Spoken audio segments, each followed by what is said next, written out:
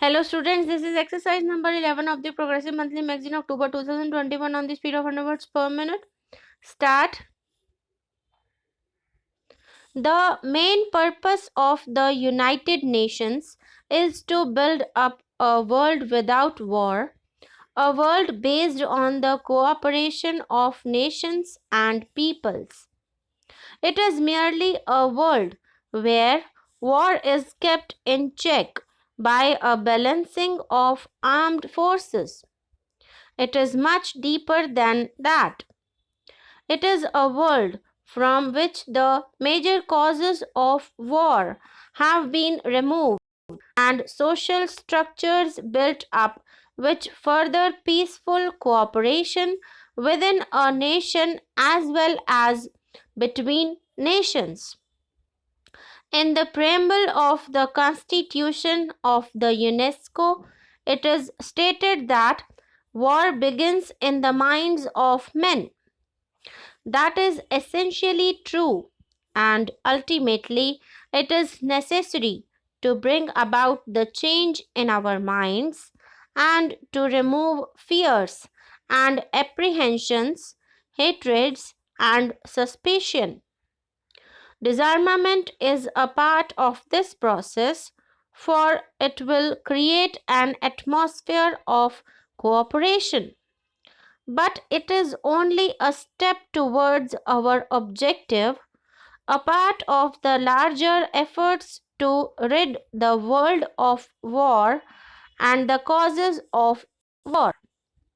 In the present context, however, disarmament assumes a very special importance for us, overriding all other issues. For many years past, there have been talks on disarmament, and some progress has undoubtedly been made insofar as the plans and proposals are concerned. Still, we find that the race of armaments continues, as also the efforts to invent even more powerful engines of destruction. If even a small part of these efforts was directed to the search for peace, probably the problem of disarmament would have been solved by this time. Apart from the moral imperative of peace, every practical consideration leads us to that conclusion. For, as everyone knows, the choice today in this nuclear age is one of utter annihilation and destruction of civilization, or of some way to have peaceful coexistence between nations. There is no middle way. If war is an abomination and an ultimate crime which has to be avoided, we must fashion our minds and policies accordingly. There may be risks, but the greatest risks is to allow the present dangerous drift to continue. In order to achieve peace, we have to develop a climate of peace and tolerance and to avoid speech and action which tend to increase fear and hatred. And at the present, it may not be possible to reach full disarmament in one step, though every step would be conditioned to that end.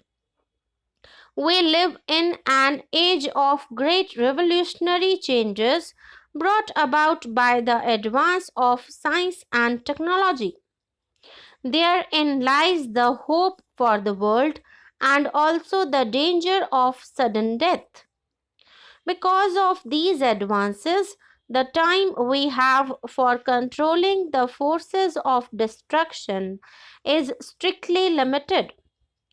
If within the next 3 or 4 years effective disarmament is not agreed to and implemented, then all the goodwill in the world will not be able to stop the drift to certain disaster. In the context of things as they are today, the great nations, the United States of America and the Soviet Union, hold the key to war and peace. There is a great responsibility, but every country, big or small, is concerned in this matter of peace and war, and therefore every country must shoulder its responsibility and work to this end. In order to deal with these bit issues effectively, we have to take big and impersonal views. It is only the United Nations as a whole that can ultimately solve these problems. Therefore, while all efforts towards disarmament must be welcomed, the United Nations should be closely associated with such efforts. The question of disarmament has been considered at various levels. There is the question of general disarmament and of the ending of test explosions of nuclear and thermonuclear weapons. So far as test explosions are concerned, considerable progress has been made in the discussions of the committee which has been meeting in Geneva. Indeed, it would appear that an agreement has been reached on many basic issues and only a little more effort is needed to complete this agreement. I suggest that a final agreement on this subject should be reached as early as possible. This is not, strictly speaking, disarmament, but undoubtedly any such agreement will bring a large measure of relief to the world. Disarmament must include the prohibition of the manufacture, storage, and use of weapons of mass destruction, as well as the progressive limitation of conventional weapons. It is admitted that disarmament should take place in such stages as to maintain broadly the balance of armed power. It is only on this basis that success can be achieved and this pervading sense of fear countered. It must also be clearly understood that disarmament and a machinery for control must go together, and neither of these can be taken up singly. And now a proposal has been made that the question of disarmament should be referred to a committee of experts. In fact, experts have been considering this matter during the past years, and we have had the advantage of their views.